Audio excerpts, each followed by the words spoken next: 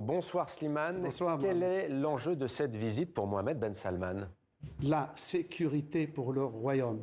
Une sécurité qui dépend amplement de la tranquillité de ce Moyen-Orient en feu, en fusion, dans lequel l'Arabie saoudite occupe une place névralgique sur le plan financier, énergétique et religieux.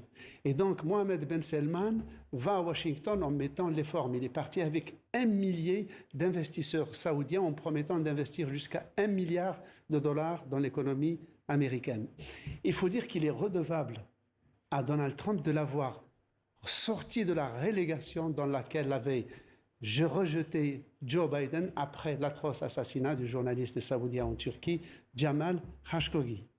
Mais aussi MBS qui a le sens de l'histoire et qui a envie d'entrer dans l'histoire comme un leader, pense à son grand-père, Abdelaziz Ibn Saoud, fondateur de l'Empire, qui avait rencontré en 1945 sur le canal de Suez le président Roosevelt.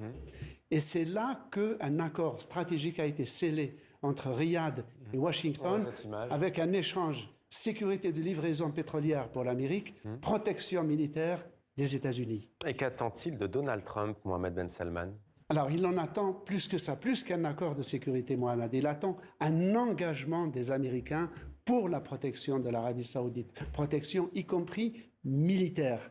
Pourquoi? Parce que jusqu'au 7 octobre 2023, après l'attaque meurtrière du Hamas contre des Israéliens et la guerre dévastatrice d'Israël à Gaza, tous les États du Golfe s'étaient laissés convaincre qu'Israël n'était plus le problème numéro 1 au Moyen-Orient, que la cause palestinienne n'était pas le problème central, mais que le danger, c'était l'Iran.